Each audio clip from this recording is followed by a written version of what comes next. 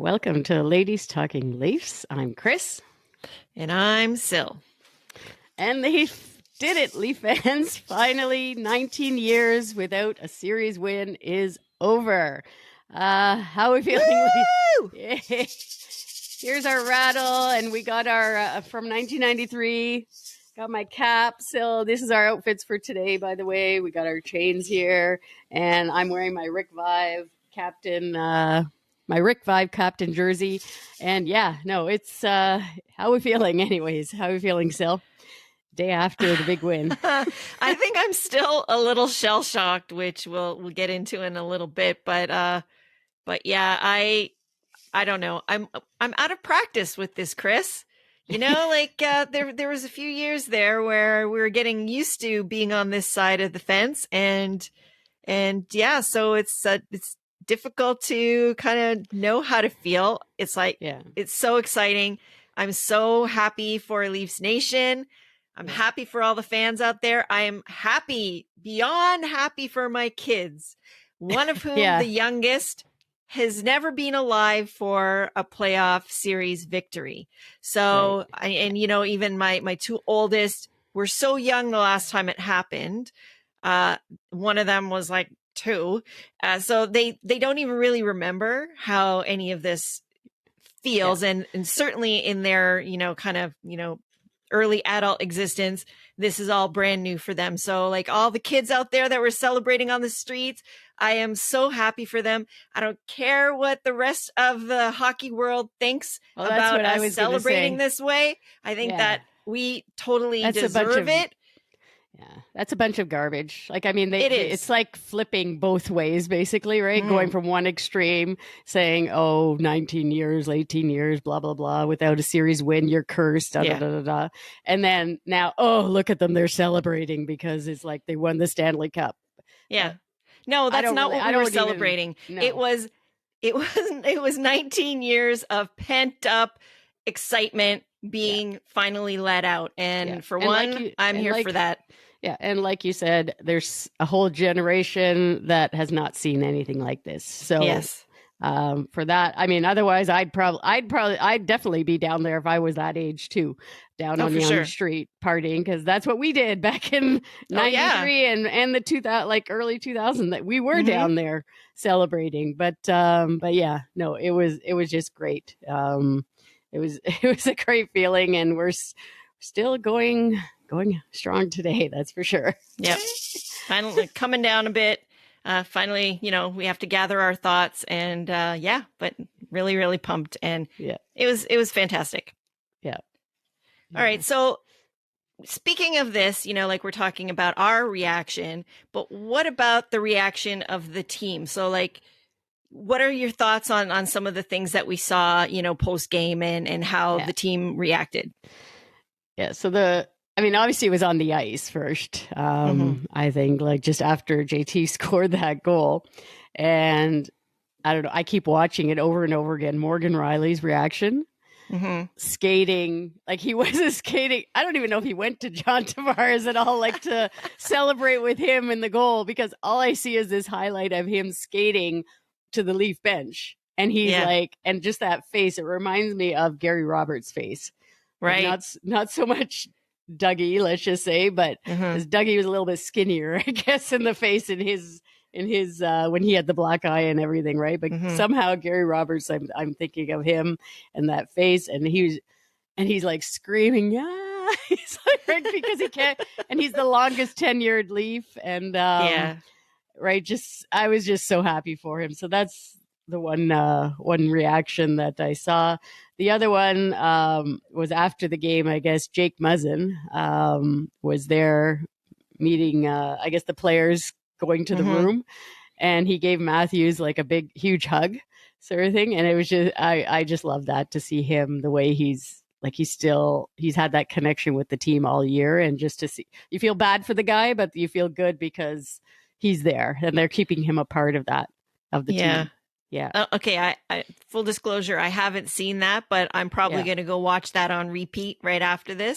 Cause like I said, I was so shell shocked that I I couldn't even I didn't even know what to do with myself after the game last night, as far as looking at post game and all of that stuff.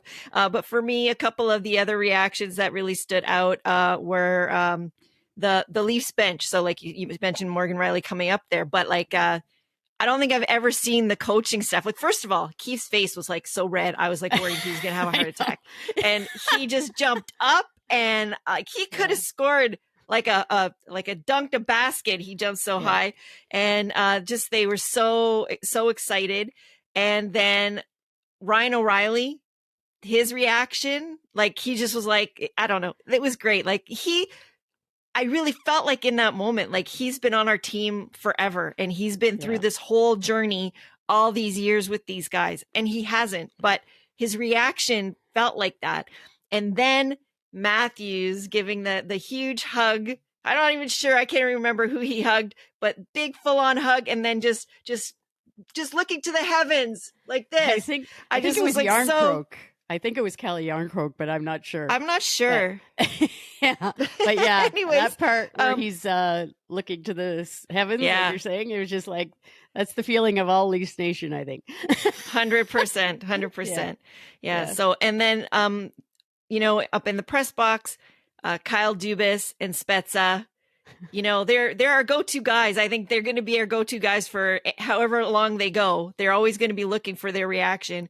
But I just felt so good for him. And he was very red in the face also. Yeah. I thought he was going to kill Spezza. Vindication. Yeah, I thought he was going to kill Spezza, like the way he just kind of, it was almost like Spezza, he expected it, but he didn't. It was just like he was going to knock him right over. Yeah, it was very aggressive happiness. Yeah, I loved it. I just loved that. Right. It was just so happy for all of them. And, they deserve to celebrate that. Right. Like, I mean, they were saying the right things after the game, though. We'll get into a little bit of that. Yeah, 100%, which that's where my mind went to. Oh, and one more thing that I loved how they were showing, and even last game as well, I loved how they showed Matthew's parents. Yes.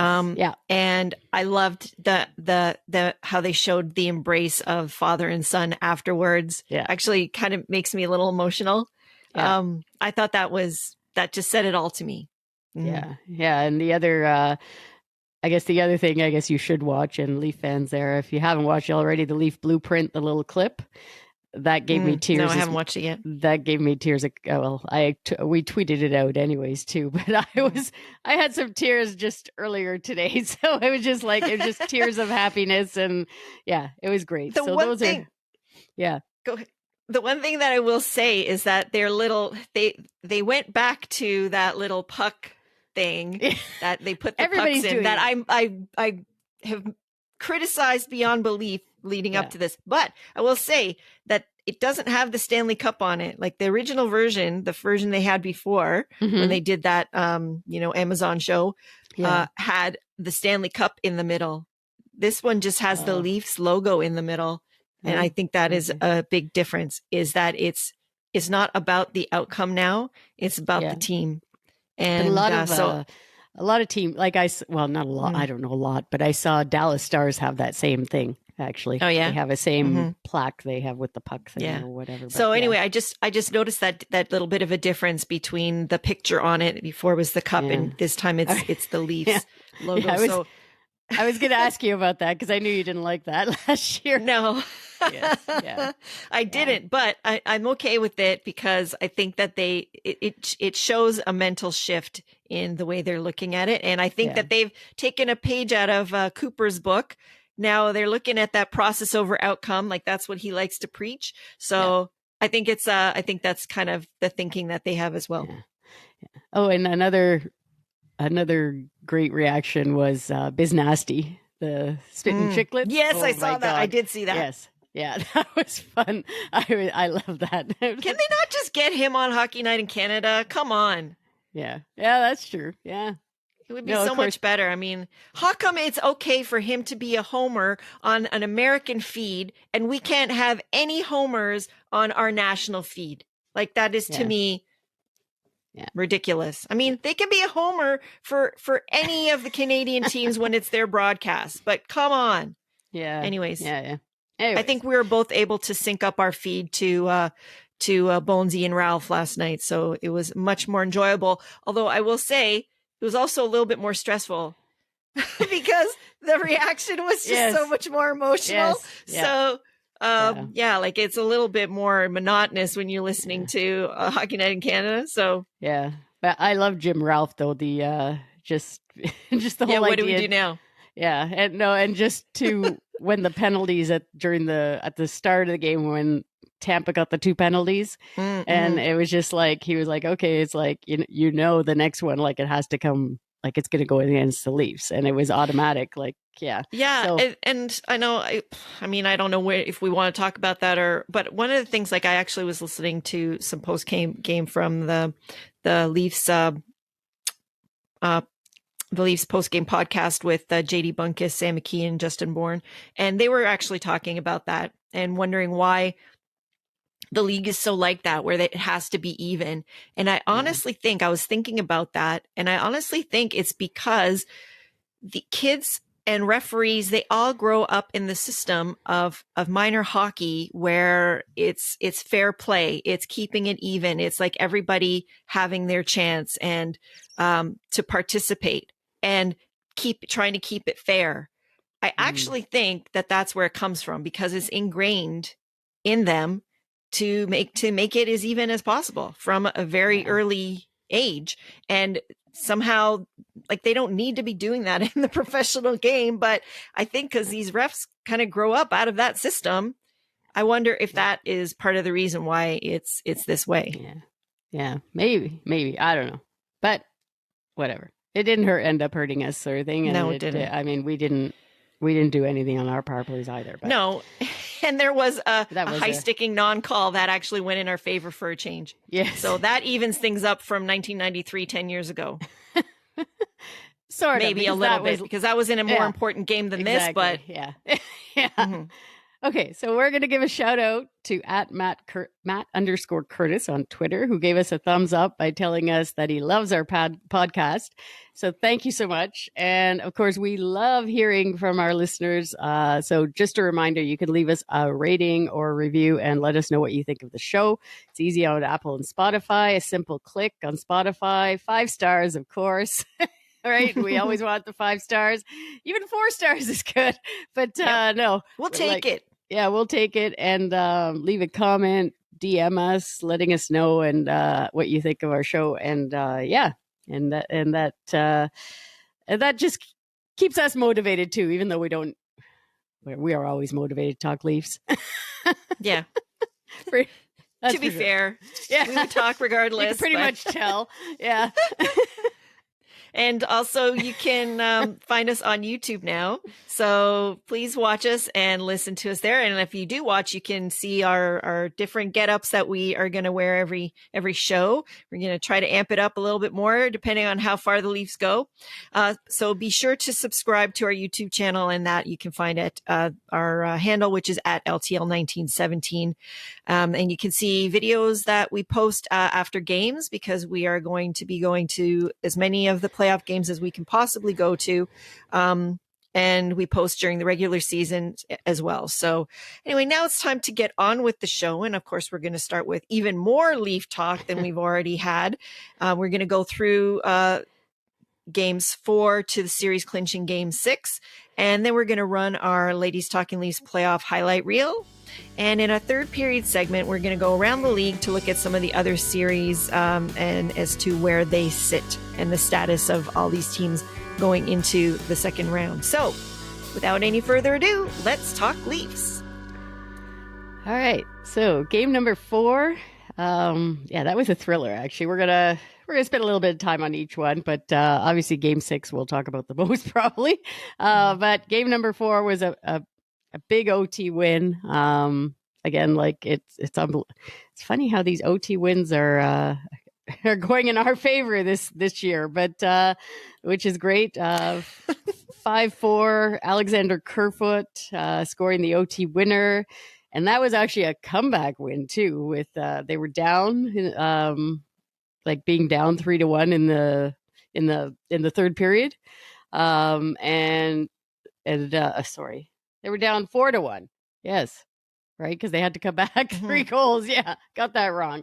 But yeah, no, they had this massive comeback with AM34 Austin Matthews leading the way with his 2 goals, and you knew, or at least I don't know, I felt it. You could see after he scored that first one to start the comeback in the third, like you could just see it in his eyes that he knew that like this was going to happen. The comeback was going to happen, and yeah, and I just thought it all started there, and of course, I didn't have the overtime winner on TV. I wasn't really watching it.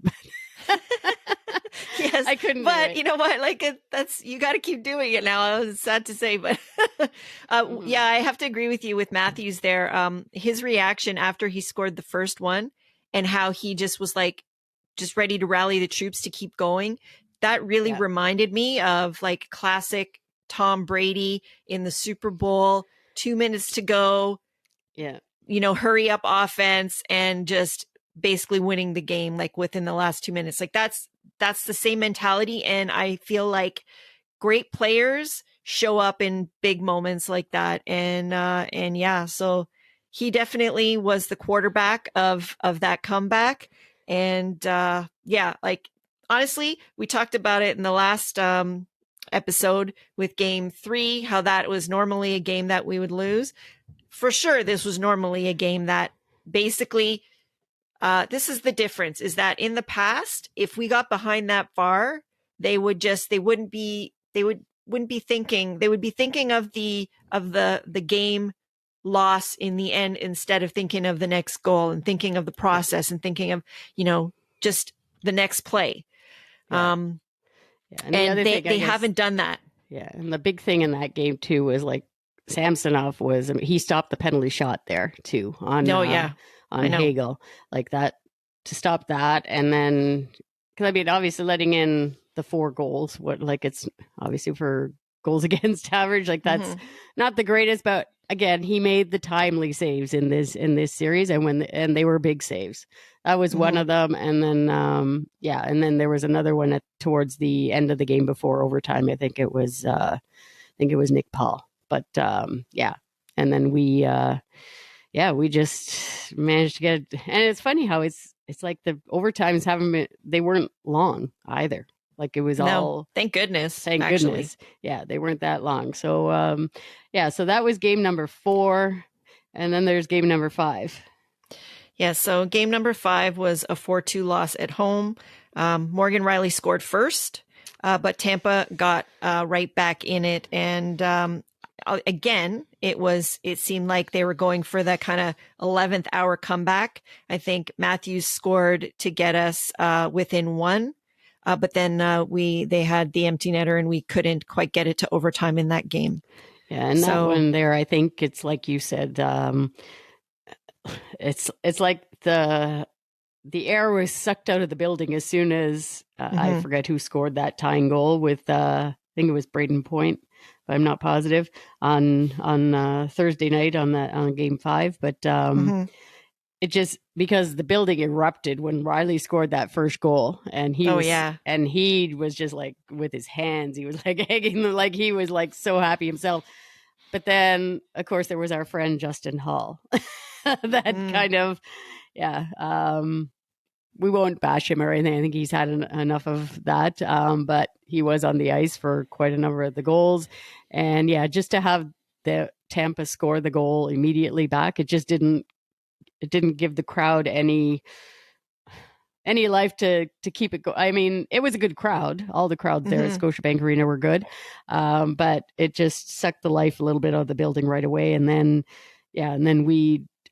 Tampa basically fed off of that and just kept going. I mean, obviously they're a good team. They're a good team, great team, whatever you want to call it. I don't know right now, but yeah, so they managed to get the victory 4-2 on Thursday night. And I don't know. I was thinking after that game, I wasn't sure about the mindset of the team after that. I was just like, okay, well, I was hoping like they wouldn't start thinking about whatever, oh yeah, here we go again kind of thing, right? In the elimination games. And that's what basically all the haters out there, that's what they were saying, right? So, but you know what? I didn't get I didn't get that sense. I didn't get that feeling, and I kind of feel like the way they started to got back into it. It's like seemed to be what they sort of have done like throughout the series, is that, you know, they kind of gained a little bit more momentum as the game wore on. Like, even if you, especially I find like looking at the face-off percentages, like throughout the courses of the game, like that really showed it a lot. Like, we were getting really killed on the dot in a lot of the games, especially early on. But then we started to kind of chip away at that and improve as the game went on. And I kind of felt like that sort of was a microcosm to what was happening on the ice. But I just think that in that game, for whatever reason, we just couldn't get it all the way back. And of course, they should realize that, you know, you shouldn't make it that hard on yourself every time. We could use to have a few more games like game 2, but so I didn't really kind of get the feeling that they were too down on their game overall. Yeah. And then of course that led to some of the adjustments, because I think what happened also is Tampa made some big adjustments. Like they really cut off our zone entries, and we just were not able to break through to their end a lot of the time, especially for the first part of the game. So, yeah. And then they also, obviously, that, is it Taylor Janot or Tyler Janot? I forget. Tyler Janot. Yeah, they took him out in game. Well, he didn't play last night either. I didn't hear his name. So I think that was because I think he's injured, like from that, whatever happened in the game towards the end of the regular season there for him, where his leg folded back. I don't know. I don't think he's 100%. I don't even know why he was playing in the series, but yeah, and they put another player in. I can't pronounce his name, so I won't. The guy, but he made a difference in that game in game number 6. Game number 5. So yeah, but yeah, I mean, we were there too for game number 5, so that that kind of sucked. Yep, they didn't get the win for us that night. No. So yeah, but then we went on to game number 6, and I mean, I said it, Leafs in 6, right? I thought, and that's what was going on on Twitter, #Leafs in 6. But yeah, that was, as you know, as obviously everybody knows, 2-1 OT win. Austin Matthews got it started with a bullet of a goal, let's just say that, and then the captain John Tavares finished it. It was just, yeah. Again, I wasn't watching that part. Of course, I was waiting for everybody to text me, and I had a friend from Kingston area sending me a text, and then of course the final person was my mom again. So I think I have to. She has to keep that going. Yeah, I got to tell her that today. Yes, yeah, but yeah, that it was just phenomenal. And I guess one stat I saw too, because it wasn't OT again. I really can't believe that it's OT, but the Maple Leafs are the first team in NHL history to win 3 overtime games as a road team in a single playoff series. So that's pretty impressive there for that. And then I have to say too, rest in peace, Johnny Bower. But I mean, Samsonov had a great game too, obviously throughout the series, but last night he was fantastic as well. He was dialed in, and yesterday, to start the day, I retweeted NHL alumni had they just gave a tribute basically to Johnny Bower, and I retweeted it for the in his memory. And our goalie Ilya Samsonov did Johnny Bower well, let's just say. Yeah, so yeah, I just thought we didn't look nervous too, like at all, like from the start. No. Like, I mean, they had the better first period anyways. Tampa did, like you could see, like they were really pushing and all that. But I think the adjustments that we going to the 11-7, I'll have to say that really did something. And I guess all that practice at the end of the regular season, playing the last however many games, that made a difference, so that we didn't take any stupid, like too many men on the ice penalty or anything. Like we were focused. The players seemed, like you said, when you texted me during the game, like they needed a little bit of time to adjust, obviously, because it is different. And, but I think like Timothy Liljegren and Gustafsson, they both for being the first time in the series. Like they both played well for the limited minutes they had. And I'm sort of in a little bit of disbelief, but it's just like it was just fantastic feeling. And I did my drive-by to Maple Leaf Gardens on Thursday night. So praying to our hockey gods, and it seemed to have worked anyways to get the win. Well, I would say that it was a ballsy move by Keefe to go to the 11-7. I that's something that I thought that they should do, and I was happy that they did that.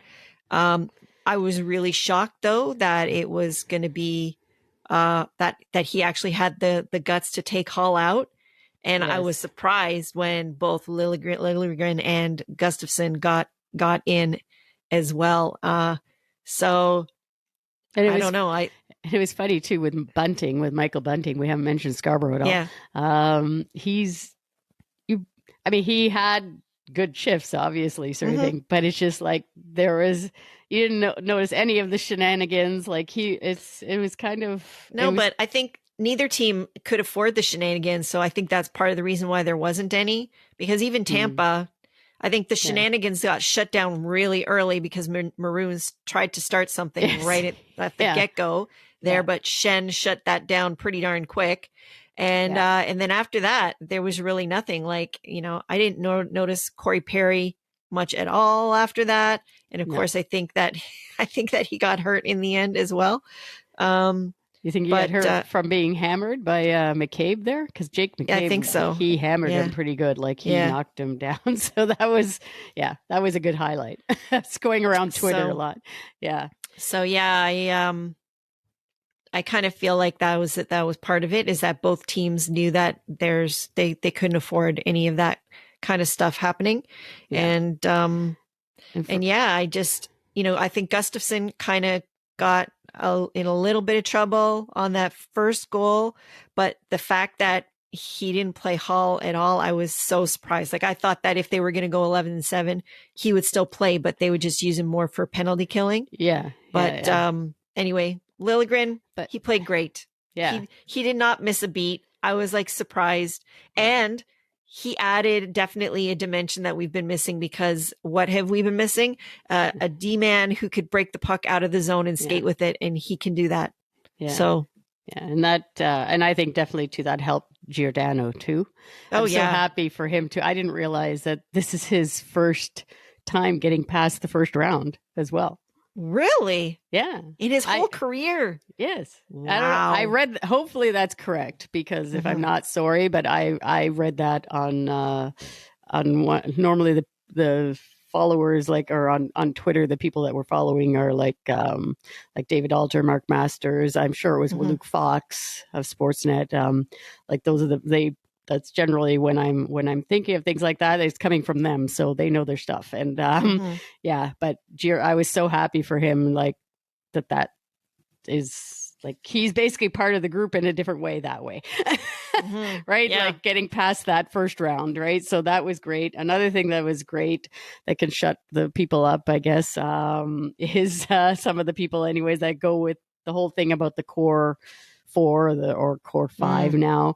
So Luke Fox actually tweeted out that the core 5 puts up 42 points in the first series win. So Marner had 2 goals, 9 assists. Matthews had 5 goals, 4 assists. Riley had 3 goals, 5 assists. John Tavares, 4 goals, 3 assists. And William Nylander, 2 goals and 5 assists. So, I mean, that pretty much they got it done. Like you can't say that the money that they're getting paid or whatever, like it's worth, like they did their job this time. They showed up, all of 100%. Them. And I loved Willie's, no floaters. Another reaction. Even though I still think you could see a little bit more out of Willie, but for the most part, I loved they all contributed.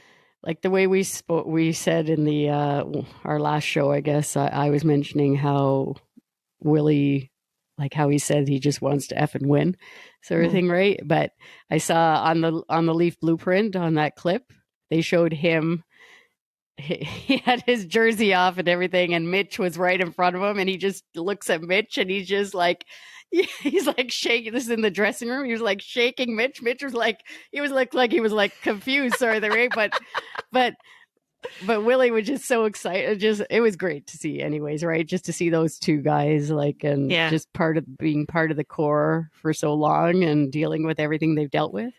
No, and I mean, like, I just think of their families as well. Like, you know, that, like, I just think about it even from like a hockey parent standpoint, you know, like, you know, when you're a hockey parent, even if your kids are in the NHL, it still feels the same, I'm sure. And it's just, everything is just bigger and more. And I can hardly imagine how the parents are feeling right now as well, like all their families. So that's just, it's great. So, I mean, but we still have, and to a man, they all said this, they haven't accomplished anything yet. Yeah. So this is great. They can put it behind them, and now we are going to move on to bigger and better things, hopefully.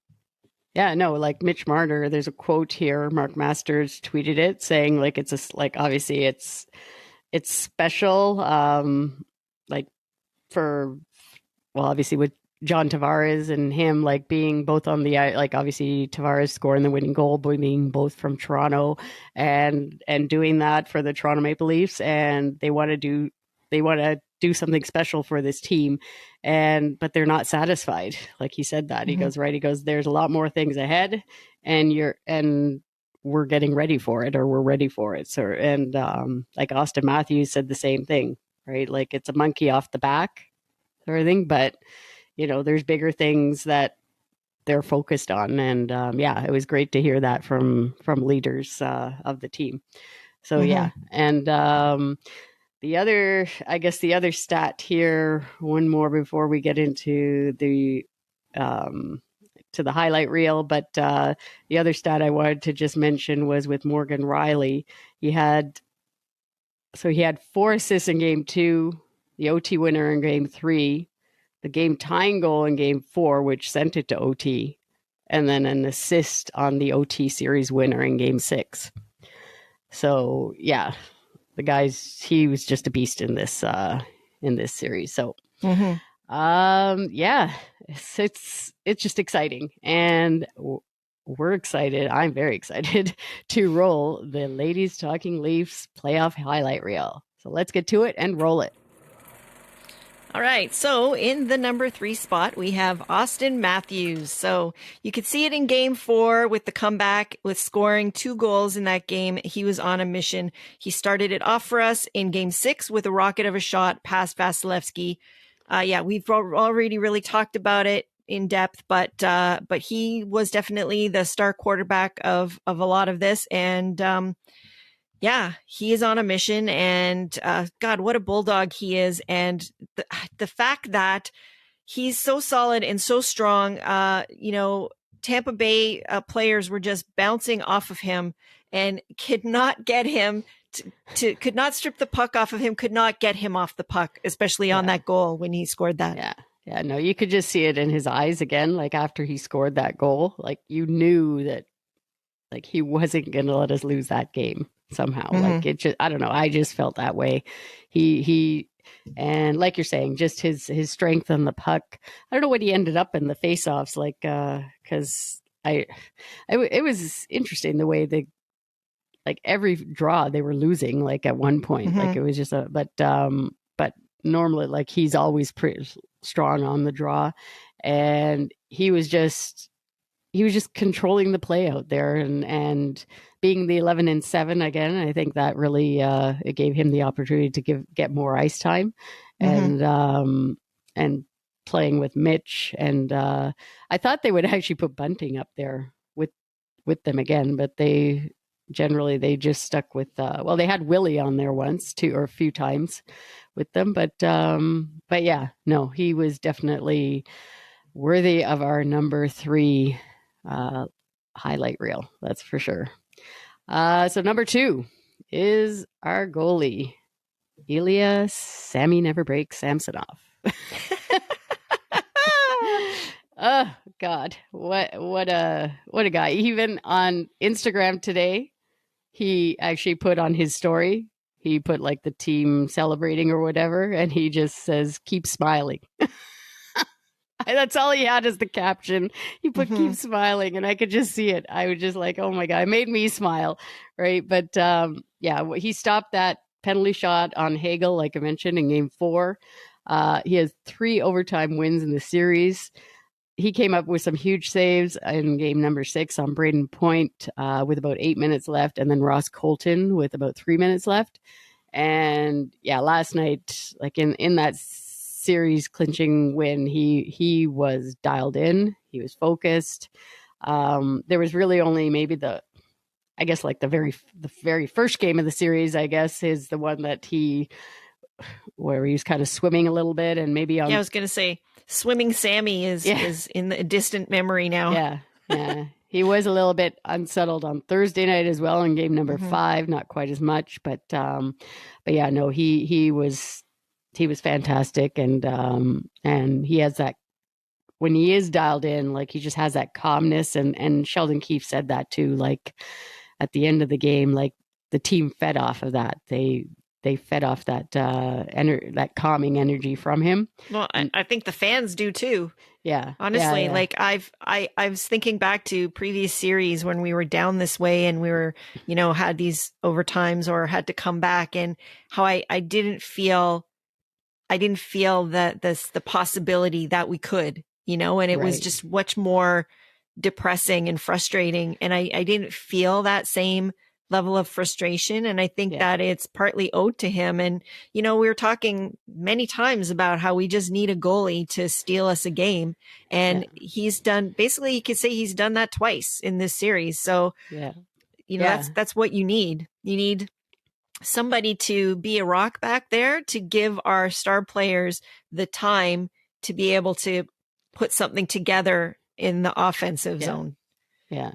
So, he was fantastic, and just knock on wood that he stays healthy. I don't know. It's going to be interesting moving forward, because we did see Matt Murray was in, I don't know what his status is, but he was in the press box. They showed him for game number 6. I don't know because he has concussion, that's what he's out with. And from that game versus the Habs way back when. And, so I don't know. It'll be interesting to see moving forward what happens. But hopefully these extra few days off now, we'll just get him recharged, basically re-energized for the next series, so he can start game number 1. Yeah, definitely. All right. So in our number 1 spot, of course, it's the captain, John Tavares. So with the exception of game 5, maybe he was all over this series for the most part. He had the hat trick in game 2, which was definitely, I think, a statement game that set up everything else that came after. So like it seemed like it was not as big a deal because we sort of ran over the Lightning that game, but they all came out on a mission, and he definitely was on a mission in that game. And anyway, with this overtime series clinching winner, he joins the overtime goal scorers club for the Leafs with players such as Bill Barilko, Lanny McDonald, and Nick Borshevsky. And to say, actually, Lanny McDonald, it was the anniversary of that goal last night. Yeah. So that I thought was a good omen. I had so many little omens, good omens popping up throughout the day, good signs. So I actually felt pretty good going into this game. But I and literally seconds before he scored that goal, and I'm sure other people in Leafs Nation watching the game were saying the same thing, but I said, the captain has to do something here. And seconds later, he gets, the Nyes gets in behind the net, forechecks like a son of a gun, gets the puck out. He gets it out, and it went in.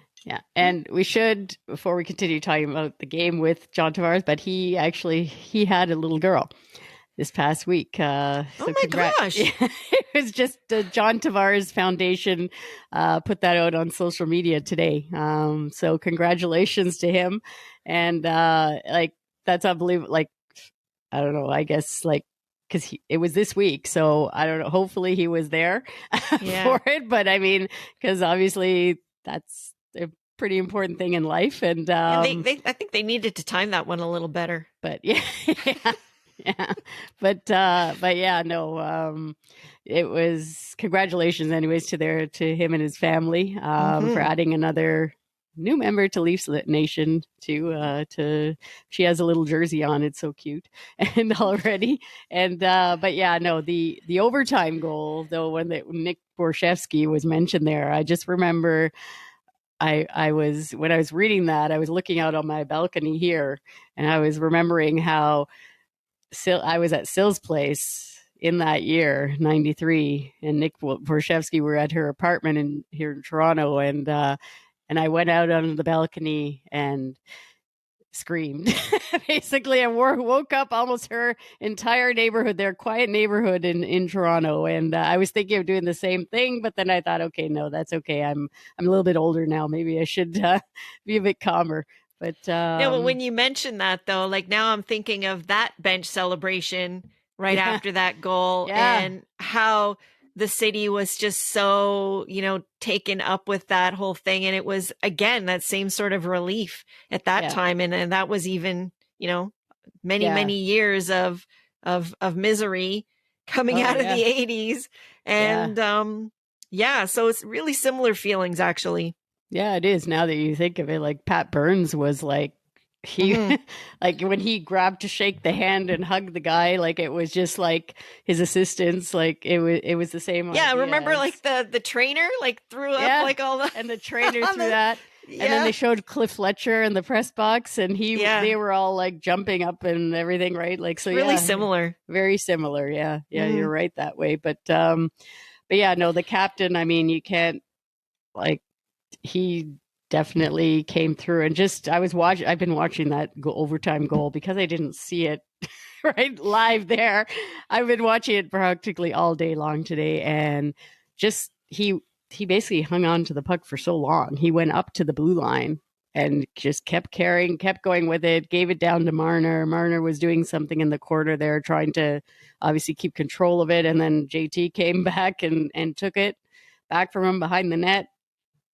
And then he just turned around and shot it, and it went through Vasilevsky. It was just fantastic. And it wasn't Marner. It was Nyes who was back there. Oh, I don't know. I saw Marner back there too. I know Nyes was on the ice, but anyways, I was watching it so many times. I was focused on Mitch and Riley too, because then Joe Bowen was he kept saying Riley scored.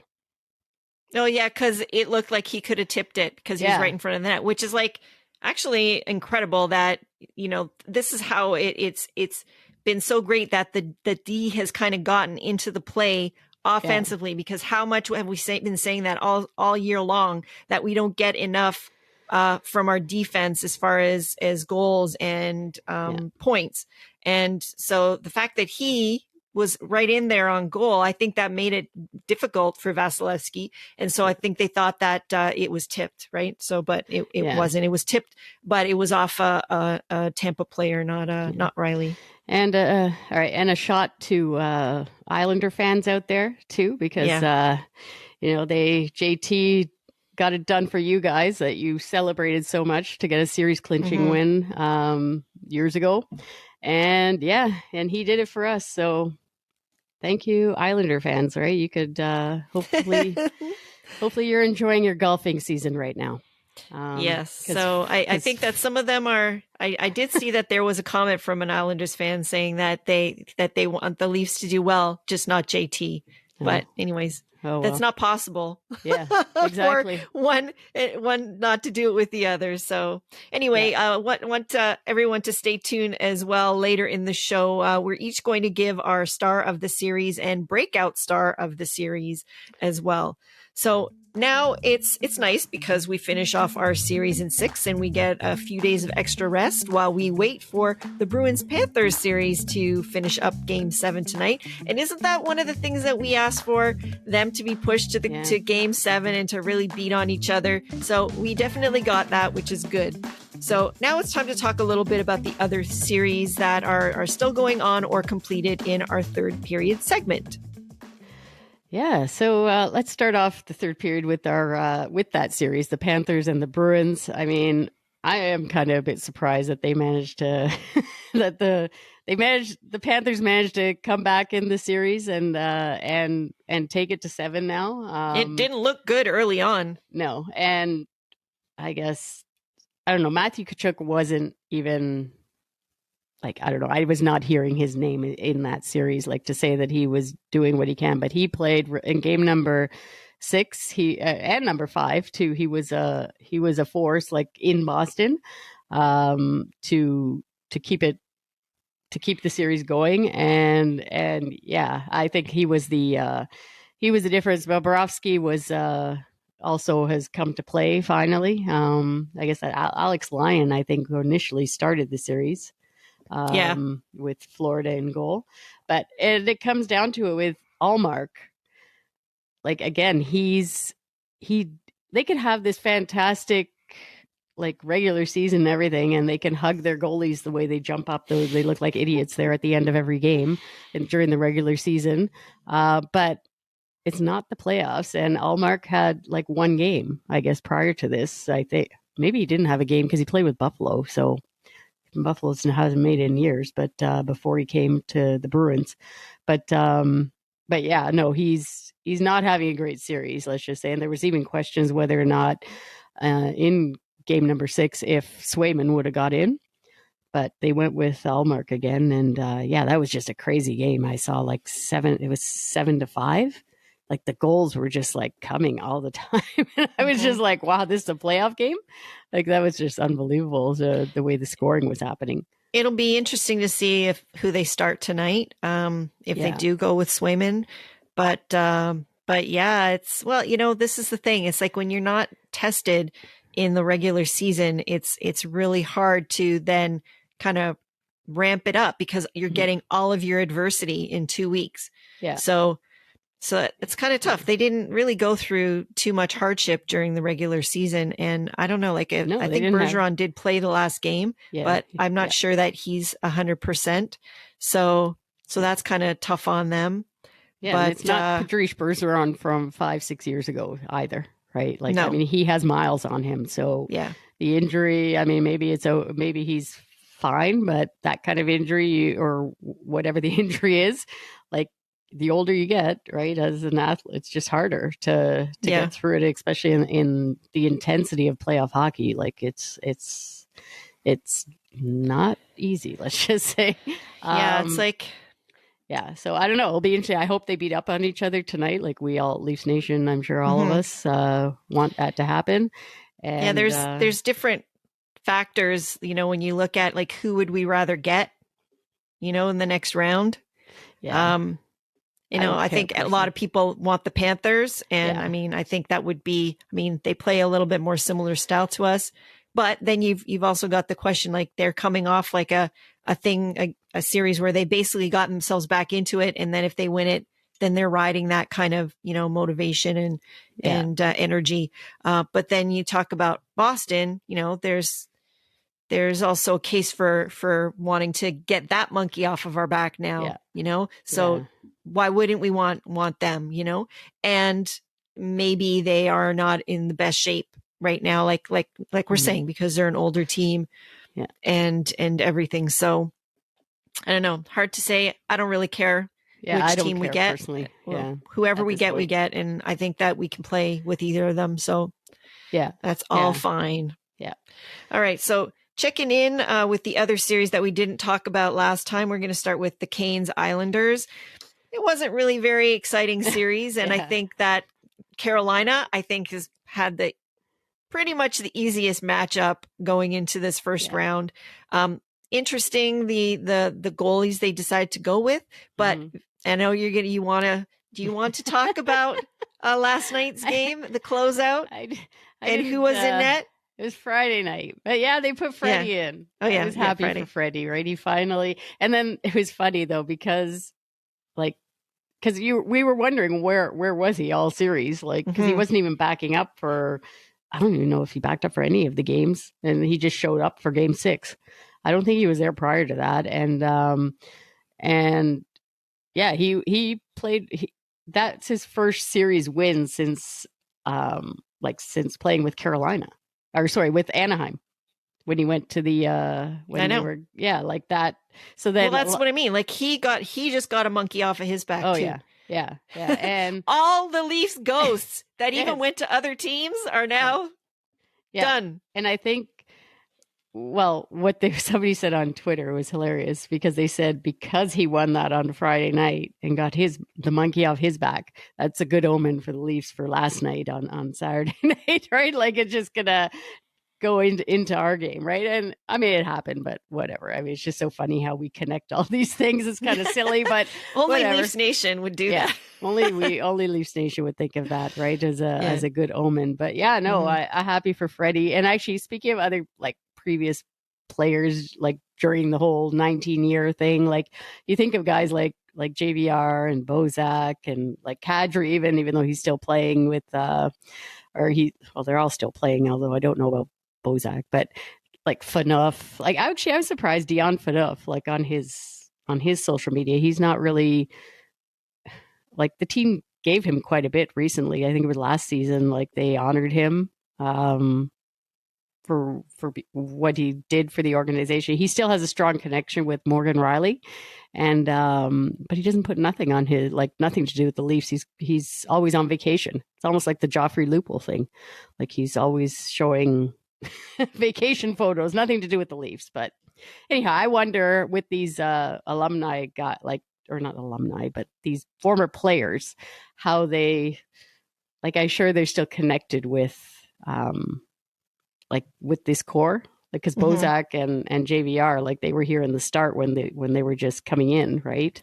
Yeah, so, they were a good line together actually with Marner. And I'm sure that they send texts back and forth, that sort of thing. It would be cool to know that. But yeah, so going back to the Canes and Islanders, though, Islanders are done. So Pierre Engvall can't be a Star anymore, scoring all those goals that he did. And he scored a few too many, or they would be in the next round. I think with Islanders, I think it was just their goalie, Sorokin. He was just, he was fatigued, I think.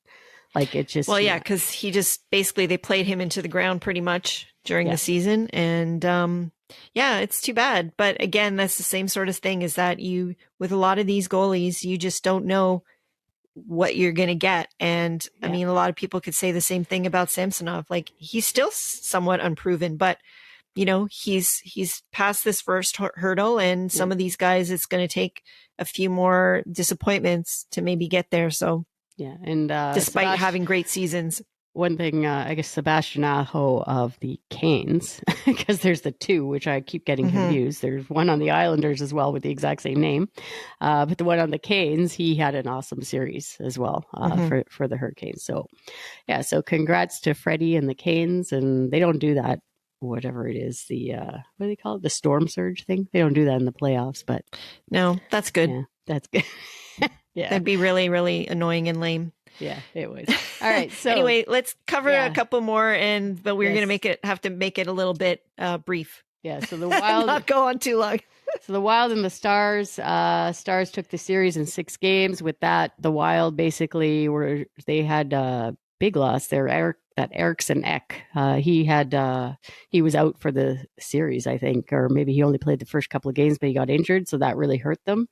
And I don't know. Stars just look like a big team. Like they look like a big mean team. I saw Jamie Benn's face, and I was like, "Oh my god!"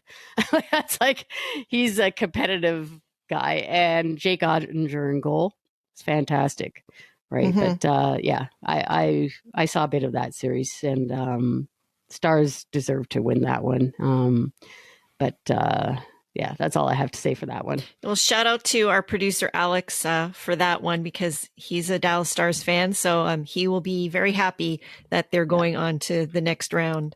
So the next game, next series we're going to look at is the Avs Kraken. Now, this is kind of a little bit shocking, because who would have thought that Colorado, the last year's Stanley Cup champions, would be taken this far by the Seattle Kraken, who is like this is their sophomore season in the NHL as an expansion team, but very much similar to how Vegas was when they first started. Seattle has got a lot of really good teams, really good players. They play as a team.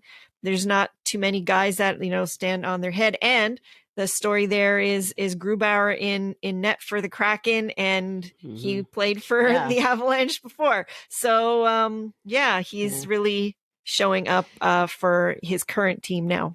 Yeah, no, he is. I was reminded of that when I was watching a little bit of their game 6 the other night. And the Kraken, I mean, you got to obviously give them kudos to them for taking it this far. I wanted them to finish in 6, but I was hoping that they'd win. But they're going to go 7, and I don't know. I think Colorado is going to take it because it's at home.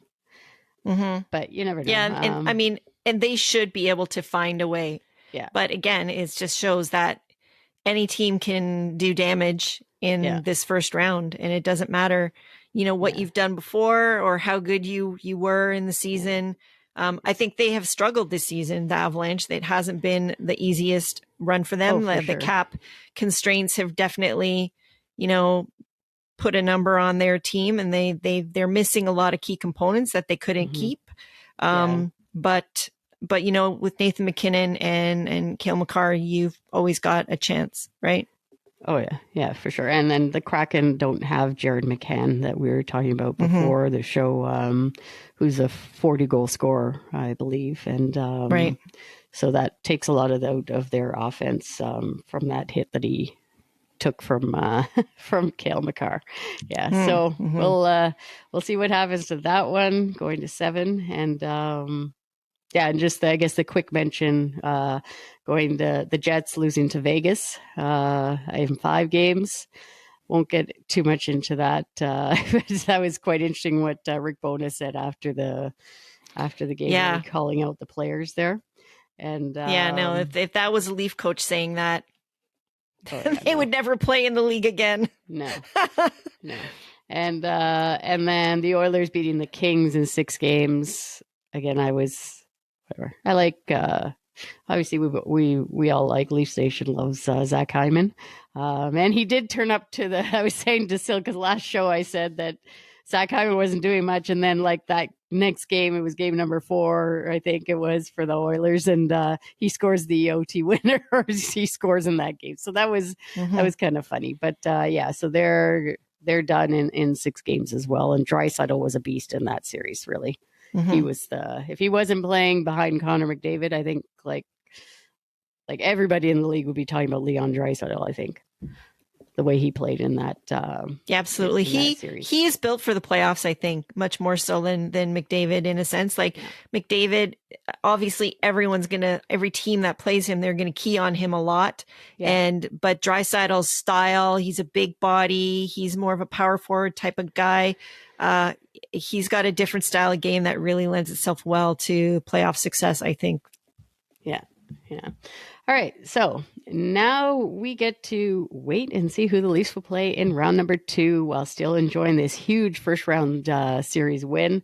And before we go, though, we want to just each, like we mentioned before, we're each going to give our star of the series and our breakout star of the series. So I am going with Ilya Samsonov.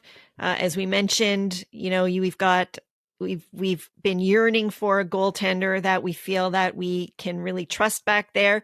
He had a sort of a tough start to the series, but once he got his feet under him, he was so solid. And like we said, he stole a couple of games for us. And he basically has given, time and opportunity for our stars to be able to be stars, because nobody is worried about what's going on back in that end. So, so definitely kudos to him, and a shout out to all the people blocking shots in front of him as well. So, yeah.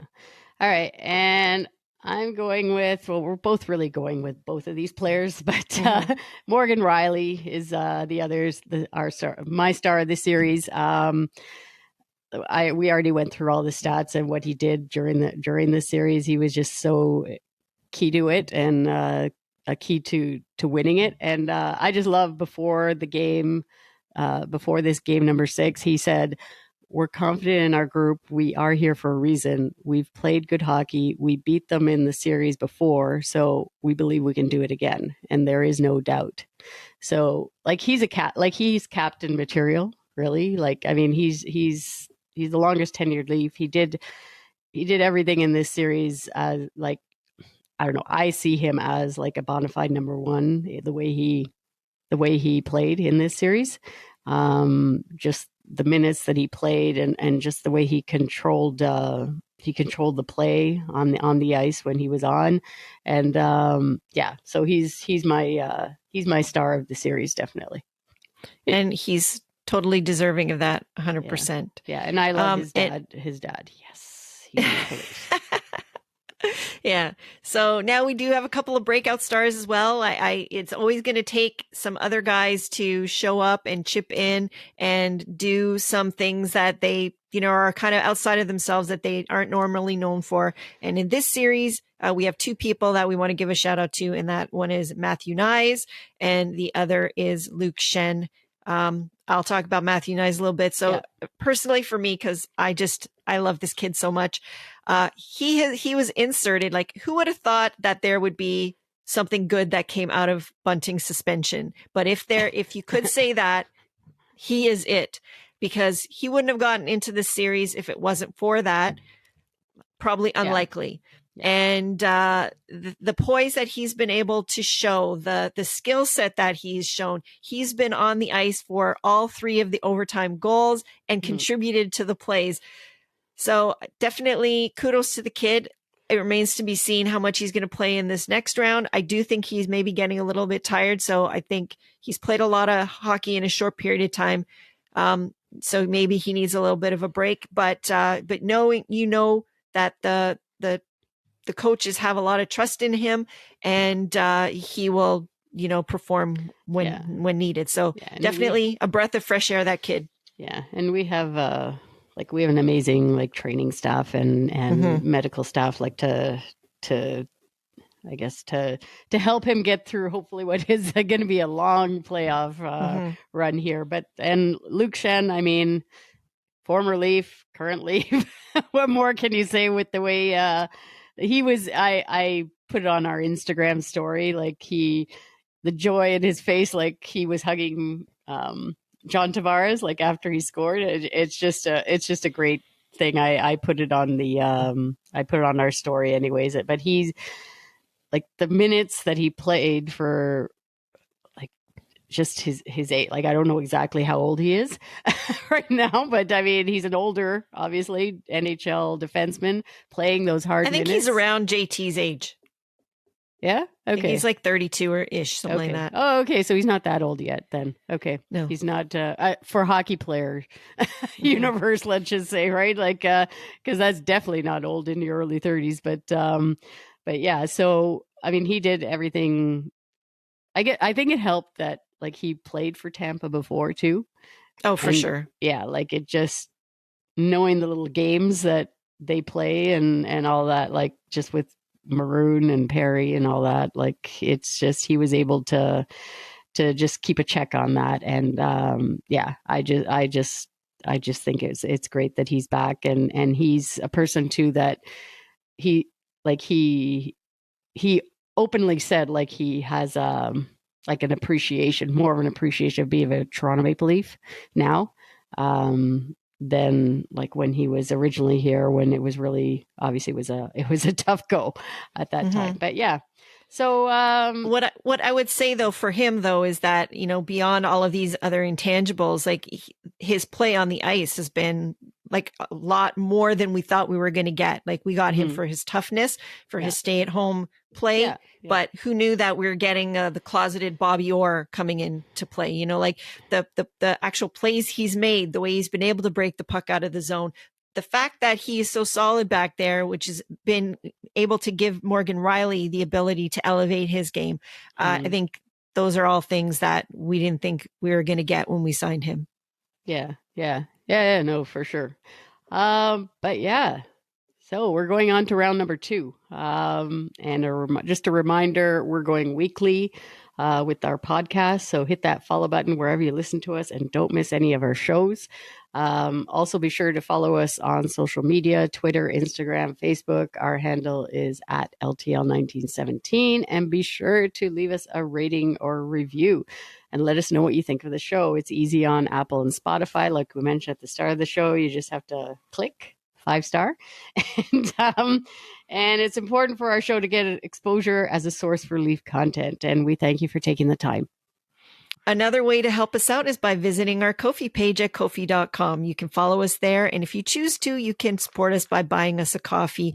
Any donation goes towards helping us produce the show and making it even better for you. So you can find the link to our Ko-fi page on our show notes or in any of our social media profile pages.